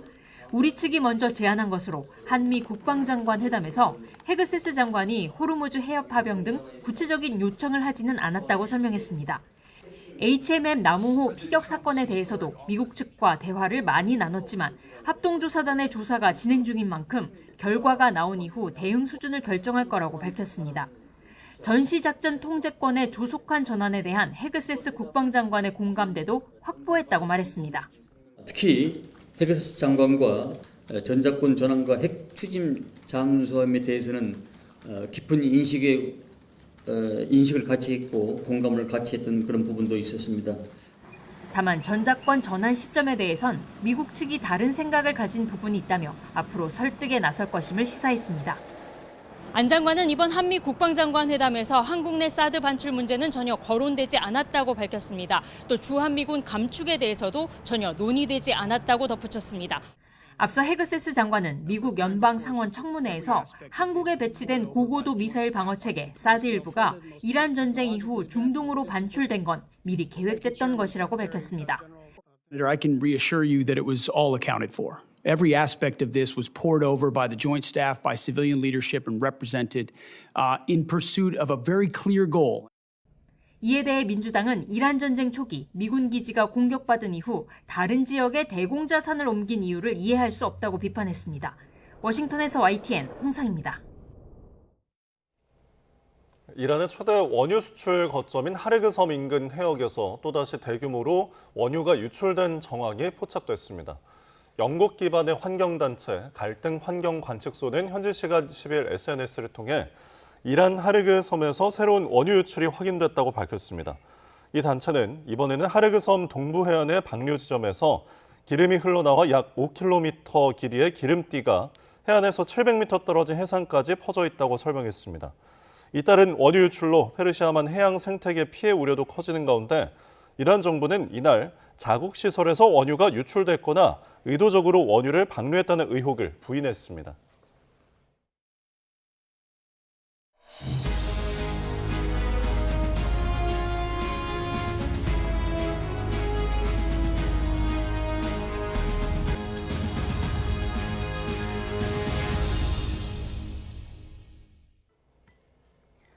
미중 정상회담을 위해 베이징으로 떠난 트럼프 대통령, 이란 문제에 중국 도움은 필요 없다고 말했습니다. 하지만 미국과 중국 그리고 중동 국가들의 움직임은 조금 다르게 흘러가고 있습니다.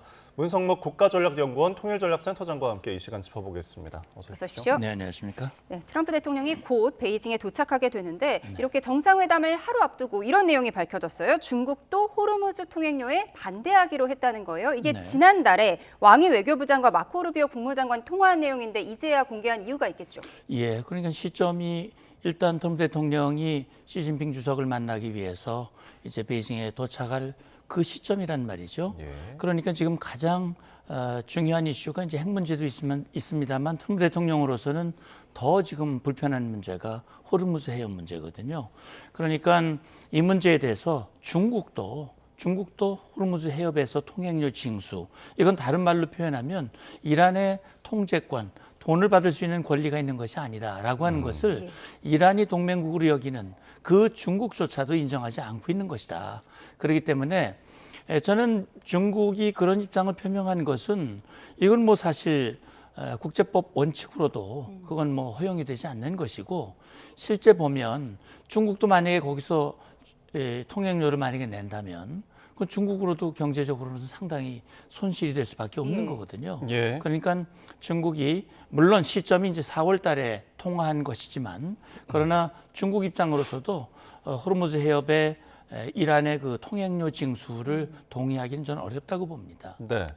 앞서 이란은 중국이 이란에 대한 태도를 변하지 않을 것이다 이런 내용을 이제 공개적으로 막 밝히기도 했는데 지금 이 같은 중국의 내용이 밝혀지고 나서 또 별다른 입장은 내지 않은 것 같습니다. 그러니까 이란 입장에서도 지금 최근에 아라그치 장관이 왕이 부장 초청에 따라서 중국을 방문했고 네. 실제 회담하는 장면들이 보도가 됐단 말이죠. 그래서 왕이 부장은 아라그치 장관을 향해서 이란이 핵과 관련해서 비핵화의 원칙에 대해서 중시하고 존중하고 그런 얘기를 했고 또 아라그치 장관은 중국이 이란 편에서 이란을 지지해주고 도와준 거에 대해서 또 감사를 표명했거든요. 네. 그런데 4월 달에 루비오 장관하고 통화하면서 원론적으로 통행료 징수에 반대한다 입장을 얘기했다고 그래서 그걸 또 톡 나와가지고 중국에 대해서 뭐라고 얘기하기는 아마 곤란할 거예요. 왜냐하면 지금 어쨌든 세계에서 이란을 지지하는 나라가 몇 되지 않는데 네. 그중에 사실은 중국은 이란에게는 굉장히 든든한 원군이거든요. 그동안 이란 혁명수비대에 여러 가지 자금들을 지원해줬고 또 실제는 그 이전에 이 전쟁 이전에는 20년 이상의 긴 이 프로젝트 대형 프로젝트 약속을 하고 지원해주는 일종의 동맹국가 같은 그런 관계이기 때문에 아마 이란 입장에서는 이번 정상회담을 통해서도 중국이 좀 이란의 입장을 좀 두둔해줬으면 하는 그런 마음이 더 많을 거예요. 네. 미중 정상회담을 지켜봐야 하는 이란의 속내도 참 복잡할 것 같은데 그런가 하면 이라크와 파키스탄은 또 이란과 협약을 맺고 호르무즈에서 에너지 운송로를 확보했다 이런 보도도 나오거든요. 그러니까 지금 이라크와 파키스탄은 경제적으로 사실은 거의 파산 직전에 있다. 이렇게 한번 봐야 될 거예요. 그러니까 호르무즈 해협이 막히면서 입는 피해가 이만저만이 아닌 거죠. 그러니까 지금 이게 뭐 미국과 이란 간의 종전 협상에 의해서 풀리거나 아니면 다른 방법에서 풀리는 데는 시간이 걸릴 것이고 그렇다면 당장 아쉬우니까 아마 제가 볼 때는 이란과 이런 개별적인 협의를 거쳐서 지금 뭐 유조선 두 척이 통과를 했고 이제 그런 보도가 나오고 있는데 그러나 저는 공식적으로 이라크나 파키스탄이 국제법을 무시하고 이란의 통제권을 뭐 공식 인정한다든지 아마 그러는 건 아니라고 생각을 합니다. 왜냐하면 파키스탄은 미국과 이란 간의 협상을 중재하고 있는 입장에서 미국과 입장이 다른 그런 어떤 결정을 하고 그런 식으로 한다면 이건 중재국으로서의 역할에는 상당히 제한이 될 수밖에 없기 때문에 아마 그것은 아마 별도의 모종의 그런 협상을 통해서 지금 예외적인 그런 조치를 허용받지 않았을까. 그런 생각이 듭니다. 알겠습니다. 호르무즈 해협 통제권에 대한 여러 이야기들을 좀 나눠봤는데요. 미중 정상회담 이야기 본격적으로 해보겠습니다. 트럼프 대통령이 오늘 밤에 곧 있으면 중국 베이징에 도착할 예정인데요. 출발하면서 이런 이야기를 했습니다. 듣고 오시죠.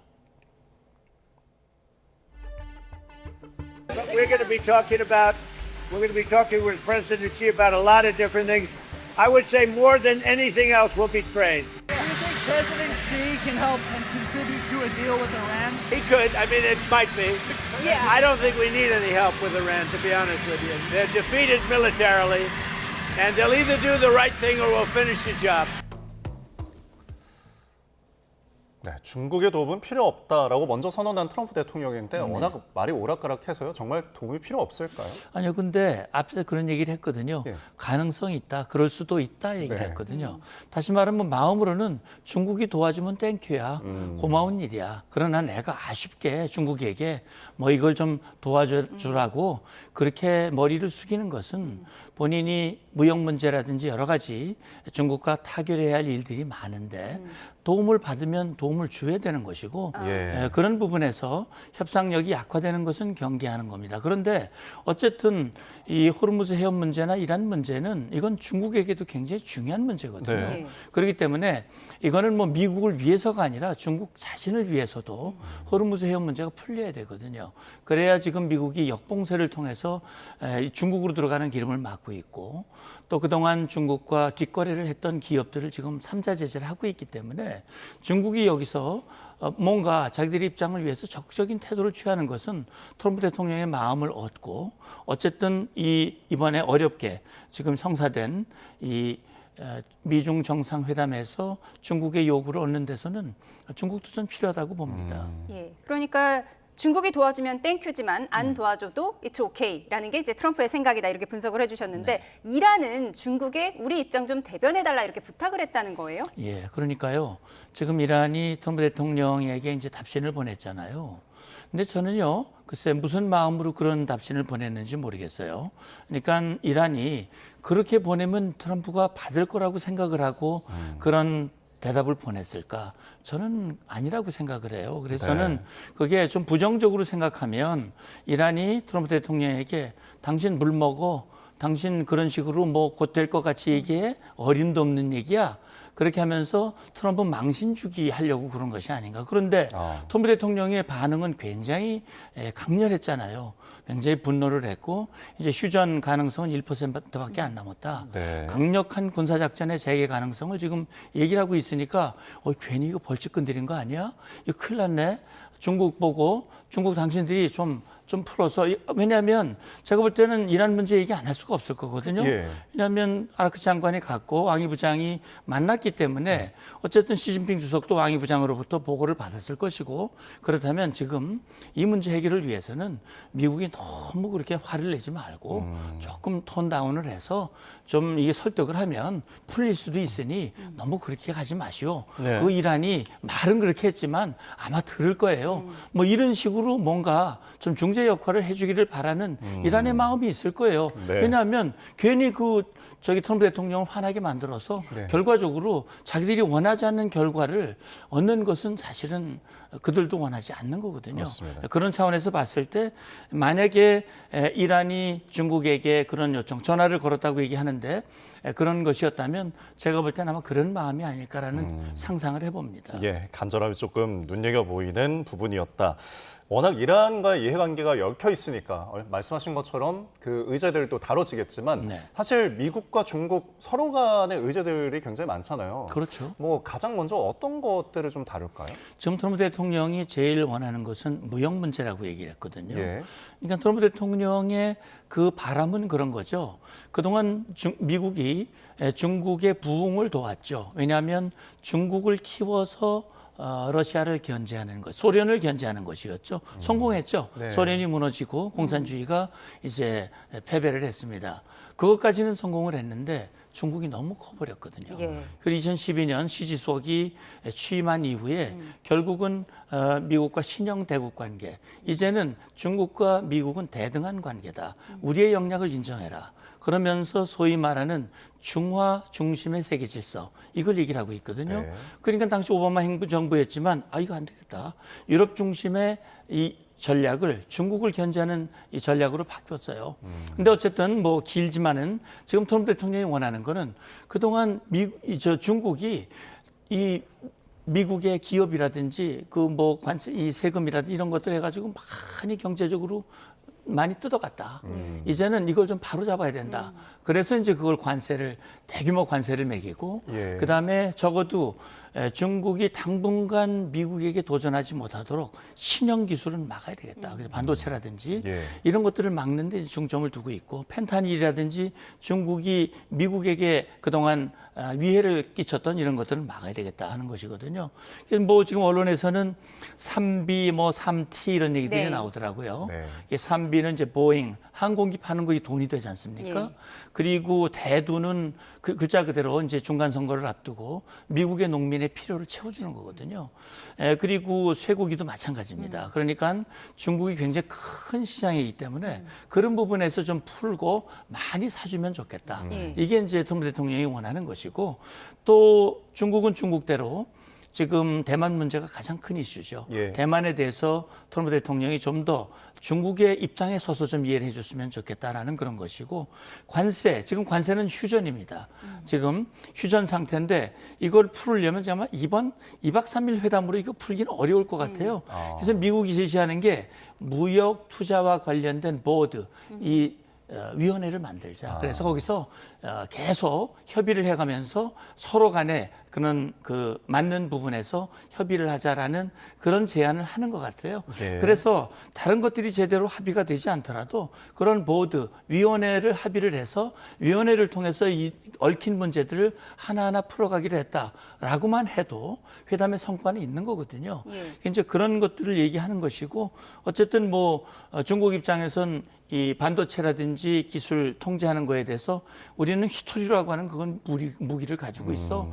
그런 것을 가지고 서로 이제 좀 딜하는 서로 협상하는 그런 모양이 아닐까 생각을 해봅니다. 네. 결국 돈 버는 얘기가 빠지면 트럼프가 아닐 텐데 이번에 뭐 메타, 테슬라, 애플 CEO 우리가 다 아는 사람들을 동반합니다.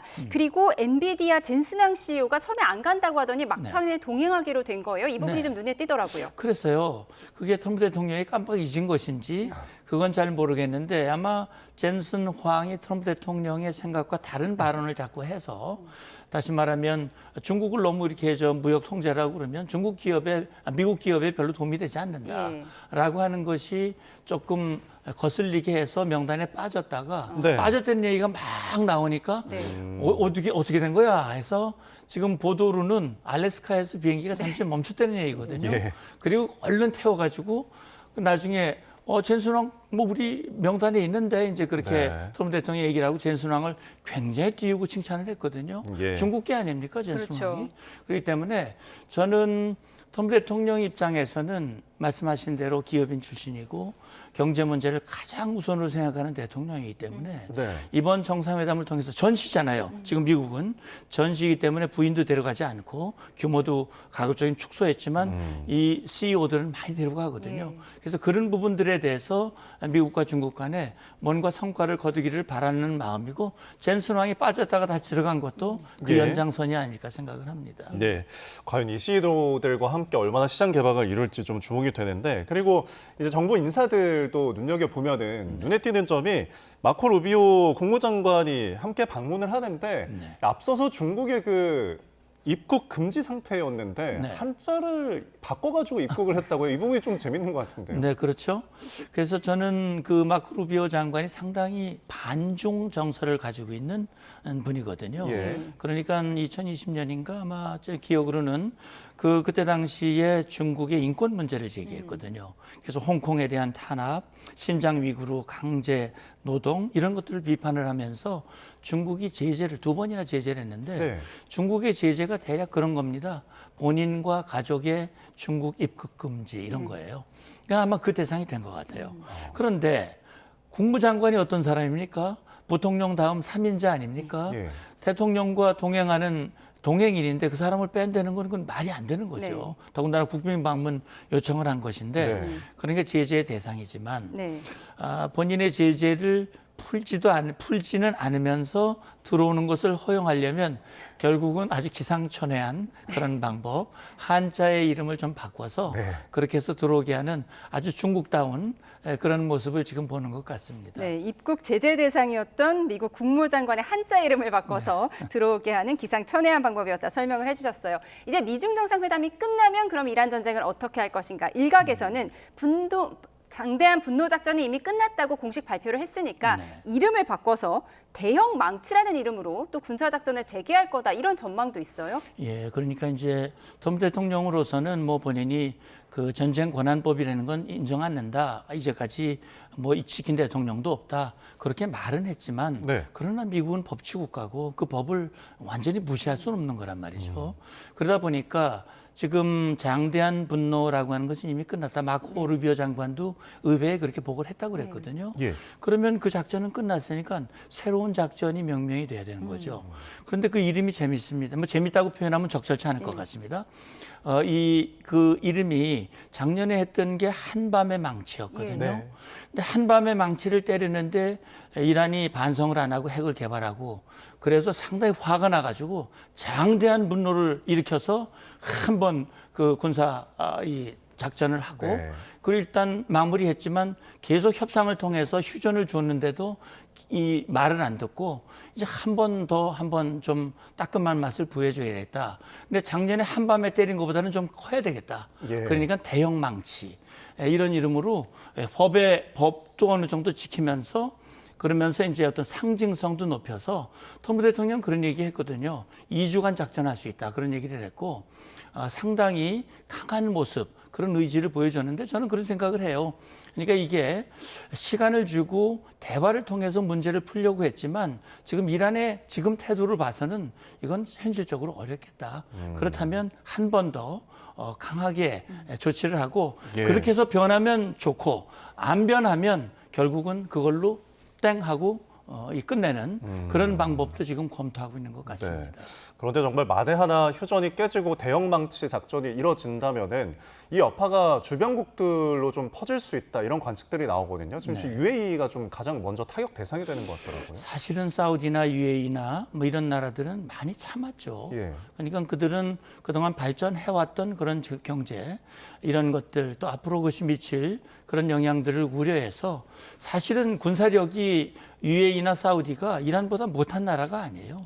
강력한 군사력을 가지고 있는 나라들입니다. 그럼에도 불구하고 인내를 한 것은 이러저러한 것들을 고려한 것이었는데 예를 들어서 만약에 휴전 가능성 1%밖에 안 남았다고 그랬거든요. 그러니까 99%는 깨진다는 얘기 아닙니까? 그렇다면 트럼프 대통령이 중국을 방문하고 나면 어느 시점에 군사작전을 재개할 가능성이 있고 그러면 이란이 그냥 가만히 있지는 않을 겁니다.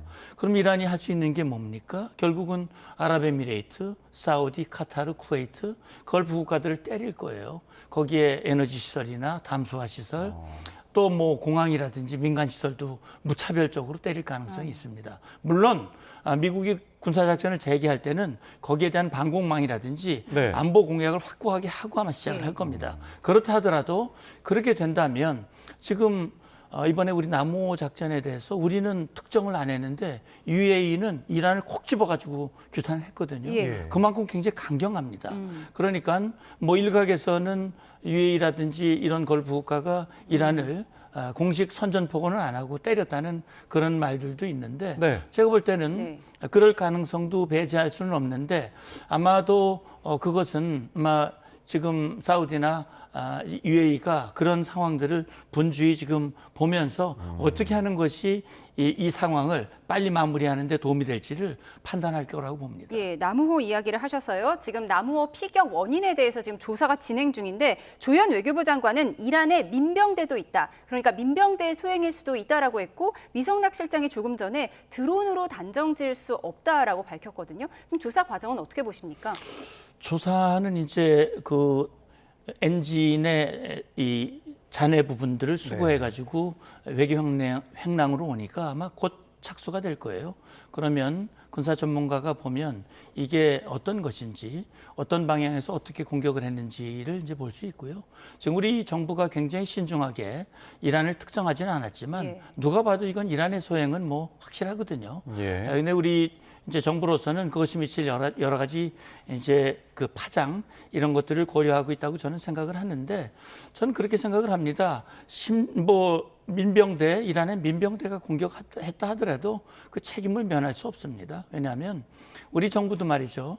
그 무인기 북으로 보낸 거에 대해서 민간인이 보냈지만 우리 정부가 사과했거든요. 그리고 관련 조치를 취했거든요. 정부의 책임을 면할 수는 없어요. 그렇기 때문에 저는요. 어쨌든 이 결과가 나오면 우리 정부가 현명한 판단을 좀 하리라고 봅니다. 지금 이렇게 호르무즈 해협에서 이런 어떤 피격 사건이 발생을 하니까 우리나라 이제 안규백 국방장관이 단계적으로 좀 통항에 기여를 하겠다라는 부분이거든요. 어떤 것들을 할 수 있을까요? 물론 뭐 단계적으로 어떻게 단계적으로 하는지는 제가 정확히 알 수는 없겠습니다만 단계적이라고 하는 표현을 쓴 것은 지금 적어도 전쟁이 이어지는 이 상황에서 직접 뛰어들어가는 것은 전쟁에 말려 들어갈 수 있는 여러 가지 문제가 있기 때문에 우리가 미국의 어려움을 돕는 건 동맹으로서 돕긴 돕지만 시차를 두고 하겠다라는 얘기인데 결국은 뭐 공식적으로 미국을 지지하고 도움을 우리가 돕겠다라고 표명을 하고 그다음에 정보라든지 인력 지원이나 재정 지원 이런 것들도 할 수 있고 실제 이제 미국이 제안한 해양 자유연합이라는 것도 있습니다. 그러니까 호르무즈 해협에 이제 이 전쟁이 끝난 이후 통행의 안전 문제를 여러 가지 방법으로 지금 하고 있는데 여러 가지 그런 부분에서 우리가 공식적으로 돕겠다라는 그런 것들도 하나의 안이 될 수 있는 거거든요. 그래서 저는 어쨌든 간에 동맹으로서 우리가 국제법 원칙, 우리 국민의 안전과 보호, 그리고 미국과의 동맹. 지금 우리 정부의 기본 외교의 기조는 국익과 시종이거든요. 한미동맹을 중시하고 국가안보 이런 것들을 생각하기 때문에 아마 그런 것들을 놓고 면밀하게 판단을 하고 적어도 한미동맹의 신뢰를 깨트리지 않고 적어도 그런 관계 우리가 미국과 해결해야 할 일들이 많이 있지 않습니까? 그런 것들을 원만하게 해결하기 위해서는 그래 우리 한국 정말 우리를 생각하는 동맹 맞구나. 그런 생각을 갖도록 하기 위한 그런 절묘한 대책을 좀 마련해 줬으면 좋겠습니다. 알겠습니다. 저희 지금까지 문성무 국가전략연구원 통일전략센터장과 함께했습니다. 오늘 말씀 고맙습니다. 고맙습니다.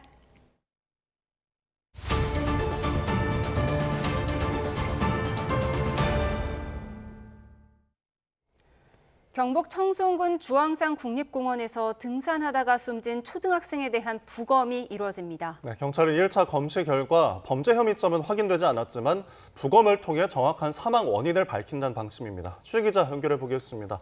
이윤재 기자, 경찰이 숨진 초등학생의 부검을 결정했다고요? 그렇습니다. 경찰이 어제 오전 주황산 주봉 근처에서 숨진 채 발견된 A군에 대한 부검을 진행한다고 밝혔습니다. 앞서 시신을 검시한 결과 추락으로 숨졌다는 1차 소견이 나왔습니다. 경찰은 A군 검시 결과와 발견 당시 모습 등을 토대로 범죄 혐의점이 없고 타살 정황도 없는 것으로 보고 있습니다. 다만 정확한 사인을 밝히려고 유족과 협의를 거쳐 부검을 진행한다고 설명했습니다. 구체적인 부검 날짜나 시간은 아직 정해지지 않았습니다. 경찰은 부검으로 사인을 밝히고 범죄 정황이 없는 게 확인되면 시신을 가족에게 인계할 방침입니다. 장례 절차는 시신 인계 이후에 진행될 예정입니다. 앞서 경찰은 A군 부모도 조사했는데요. A군 부모는 실종 당일인 지난 10일 오후 4시쯤 국립공원공단에 먼저 신고했던 거로 확인됐습니다. 하지만 A군을 만나지 못하자 오후 6시쯤 경찰과 소방에 다시 신고한 거로 알려졌습니다. 실종 당일 A군 휴대전화는 집에 둔 상태로 주황산으로 이동해 등산 당시에 휴대전화를 소지하지 않았다고 진술했습니다. 한편 대구교육청은 A군이 다닌 초등학교 같은 반 학생을 대상으로 심리 상담을 진행했습니다. 유가족 지원도 검토하고 있는데요. 다만 장례 절차가 시작되지 않았고 A군 가족과 협의 문제 등으로 구체적인 지원 방법은 정해지지 않은 거로 확인됐습니다. 앞서 지난 10일 부모와 함께 주황산을 찾은 A군은 정오쯤 조금만 더 올라갔다 오겠다라는 말을 남기고 연락이 끊겼고 어제 오전 10시 10분쯤 실종 46시간 만에 숨진 채 발견됐습니다. 지금까지 대구 경북취재본부에서 YTN 이윤재입니다. 김건희 씨에게 청탁과 함께 바쉐론 콘스탄틴 손목시계를 건넸던 로봇계 사업가 서성빈 씨에 대해 징역 1년 6개월이 구형됐습니다. 윤 전 대통령의 최상병 수사 외압 재판에 증인으로 출석한 조태용 전 국가안보실장은 모든 질문에 답변을 거부했는데요. 취재기자 연결해서 자세한 내용 알아보겠습니다. 유서연 기자. 네, 서울중앙지방법원입니다. 네, 오늘 김건희 씨 관련 특검 재판 소식 먼저 전해주시죠. 네, 김건희 씨에게 청탁에 대한 대가로 바쉐론 콘스탄틴 손목시계를 건넨 로봇계 사업가 서성빈 씨의 결심 공판이 열렸습니다. 특검은 징역 1년 6개월을 구형했는데요. 서 씨가 김건희 씨와의 친분을 배경으로 대통령 경호처와 로봇계 사업 관련 계약을 따냈다는 게 특검 시각입니다. 김건희 씨도 알선수재 혐의 피고인 신분으로 함께 이 사건 재판을 받고 있는데요. 변론이 분리돼 김건희 씨에 대해서는 다음 기일인 모레 피고인 신문과 결심이 이뤄질 예정인데 선고는 다음 달 26일 같은 날 내려집니다. 네, 그리고 오늘 윤 전 대통령의 최상병 사건 수사 외압 재판도 열렸죠? 네, 오늘 오전 10시 10분쯤 시작해서 약 1시간 만에 끝났는데요. 박정훈 전 해병대 수사단장과 조태용 전 국가안보실장이 증인 신분으로 출석했는데 조 전 실장은 모든 질문에 답변을 거부했습니다. 반대 신문 과정에서 윤 전 대통령이 직접 질문하기도 했지만 조 전 실장은 답을 내놓지 않았습니다.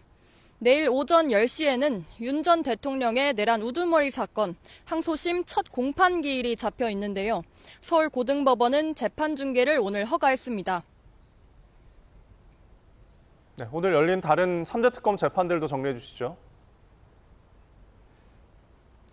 네, 비상계엄 당시 국회 계엄 해제 표결을 방해한 혐의로 기소된 추경호 국민의힘 의원의 네 번째 공판이 열립니다. 오늘 재판에서는 홍철호 전 정무수석, 김태호 국민의힘 의원에 대한 증인신문이 이뤄집니다. 이와 함께 임성근 전 사단장의 국회 위증 사건 결심 공판도 열렸는데 특검은 징역 3년을 구형했습니다. 노상원 전 국군 정보사령관이 주도했던 이른바 햄버거집 회동에 참석했던 군인들의 내란 중요임무 종사 혐의 사건 첫 재판도 오늘 시작됐습니다. 지금까지 서울중앙지방법원에서 YTN 유서연입니다. 여자친구를 살해하고 시신을 유기한 20대 남성이 1심에서 무기징역을 선고받았습니다. 수원지방법원 안산지원은 오늘 강도 살인 혐의로 구속 기소된 A씨에게 무기징역을 선고하고 20년간 위치 추적 전자장치 부착을 명령했습니다. 재판부는 강도 살인은 경제적 이익을 위해 타인의 생명을 빼앗은 반인륜적 범죄라며 A씨를 영구적으로 격리해야 할 필요가 있다고 판단했습니다. A씨는 지난해 12월 경기 안산시에서 여자친구인 20대 여성을 살해하고 경기 포천시에 있는 고속도로 인근에 시신을 유기한 혐의를 받습니다.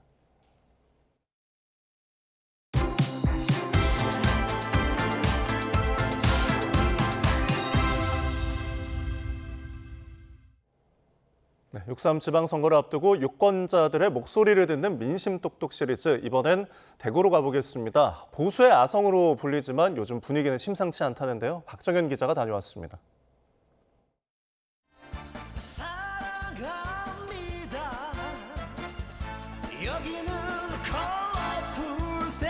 1995년 민선 1기 출범 이래 대구는 단 한 번도 민주당 계열 시장을 허락하지 않았습니다. 2018년 탄핵 이후 지방선거에서도 비상계엄 이후 조기 대선에서도 대구만은 최후의 보루를 자처했습니다. 보수가 위기에 처할 때마다 결집의 불씨를 지폈던 대구지만 유독 이번 선거에선 격전지로 부상하고 있습니다. 보수의 성지 이곳 서문시장에서 바닥 민심부터 살펴보겠습니다. 대구는 국민의힘 텃밭이란 공식이 흔들리는 건 분명했습니다.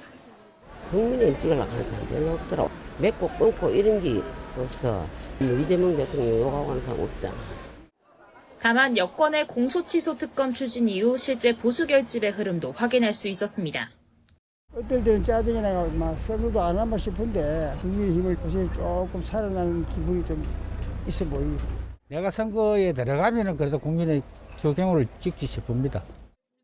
흔들리는 민심 속 민주당은 대구 당선의 신화 김부겸 인물론으로 승부수를 띄웠고, 당이 대구를 지켜야지 왜 대구 시민이 늘 당을 지킵니까? 예뻐서 해달라는 거 아닙니다. 이번에는 필요하잖아요.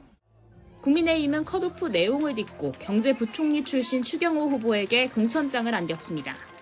하나는 경제 살리라는 명령, 하나는 보수의 심장을 지켜달라 하는 겁니다.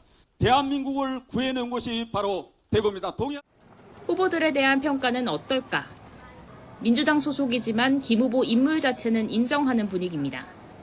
김부겸처럼 오래 했으니까 뭐 그렇게 사람들이 저분이 맡아주시면 좋겠다는 그런 의향이 많은 것 같고. 추 후보엔 경제 전문성에 후한 평가를 주면서도 재판 리스크를 걱정하는 목소리도 나왔습니다. 추경호를 더 원하는 거는 아무래도 깊이가 더 있는 것 같은 거예요. 정말 신뢰가 가는다고는 말하기 좀 그래요. 부적절하다고 생각하죠. 왜냐하면 재판에 회부되어 있는 사람이고. 대구는 30년 넘게 지역 내 총생산 GRDP가 전국 최하위권입니다. 대구 경제의 중심, 동성로조차 임대 문의가 붙은 상점이 줄지었습니다. 두 후보가 나란히 산업 대전환, 경제 대개조를 1호 공약으로 내건 것도 이런 현실과 무관치 않습니다. 생각보다 많이 상권이 죽었고 지금 폐업하는 곳들이 꽤 많아서 이제 외부에서 사람들이 모이게 이제 했으면 좋겠습니다.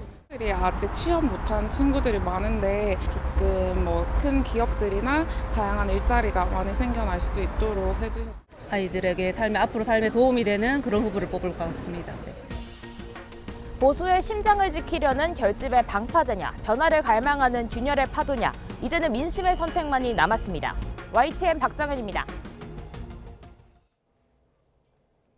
충남 천안시는 물건이나 폐기물을 버리지 못해 주거 공간에 쌓아두는 저장 강박 의심 가구를 대상으로 청소와 정신 건강 서비스를 지원하고 있다고 밝혔습니다. 이 시는 지난 2020년 저장 강박 의심 가구 지원 조례를 제정한 이후 현재까지 모두 66가구에 1억 4,800만 원을 지원했다고 밝혔습니다. 지원 대상 중 일부 세대는 원룸 내부에 생활 폐기물이 가득 차 현관문조차 열기 힘들 정도였고 청소와 함께 정신건강 3당을 통해 거주자의 안정적인 일상 복귀를 도왔다고 덧붙였습니다.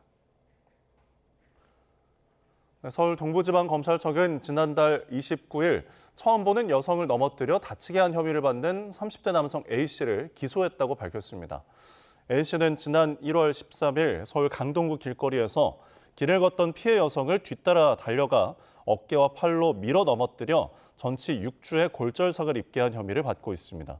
검찰 조사 과정에서 A씨는 피해자가 넘어진 것을 몰랐다고 진술했지만 대검찰청 법과학 분석과의 CCTV 분석 결과와 AI 영상 분석 모델을 통해 A씨가 피해자를 밀치는 모습이 확인됐습니다.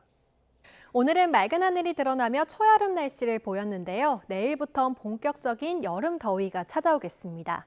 내일 낮에 서울이 31도, 대전 30도, 광주는 28도까지 오르면서 서쪽 지역을 중심으로 덥겠습니다. 다만 동풍의 영향을 받는 동해안 지역은 강릉이 20도에 그치는 등 비교적 선선하겠습니다. 내일도 대체로 맑은 하늘이 드러나면서 낮에는 자외선이 매우 강하겠고 오존 농도가 짙게 나타나겠습니다. 또 내일 오후 호남과 경남 북서 내륙엔 소나기가 지나겠는데요. 돌풍과 벼락 그리고 쌀락 우박이 동반되는 곳도 있겠습니다. 다음 주 초반까지 맑은 날씨 속에 여름 더위가 이어질 것으로 전망됩니다. 날씨였습니다. 수요일에 보내드린 뉴스온 마치겠습니다. 함께해 주신 여러분 고맙습니다.